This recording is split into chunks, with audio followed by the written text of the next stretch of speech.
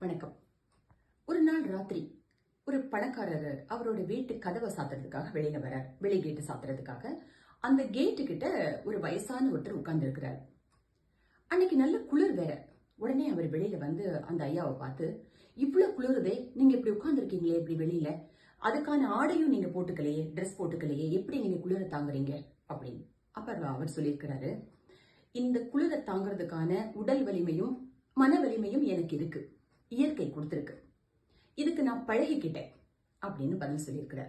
அப்ப பணக்காரர் சொல்லியிருக்கிறாரு, இல்ல இல்ல வேண்டாம், என்கிட்ட நிறைய ஆடைகள் இருக்கு, நான் உங்களுக்கு கொண்டு வந்து தரேன் அப்படின்னு சொல்லிட்டு வீட்டுக்குள்ள போனவரு மற்ற வேலைகள்லாம் பாக்குறதுனால அதை மறந்துட்டார். வாக்குறுதி கொடுத்ததை மறந்துட்டு லேட் நைட்டும் ஆயிடுச்சு, படுத்து தூங்கவும் செஞ்சிடறாரு. காலையில வந்து வெளியில பாக்குறாரு, அப்பதான் தெரியுது அந்த ஐயா கிட்ட நம்ம இப்படி சொன்னோமே அப்படின்ட்டு வெளியில வேகமா வந்து பாக்குறாரு. அந்த ஐயா இறந்து போயிட்டாரு, இறந்து கிடக்குறாரு. கையில வந்து ஒரு சின்ன துண்டு சீட்டு ஒண்ணு இருக்கு, அதை எடுத்து பிரிச்சு படிக்கிறாரு.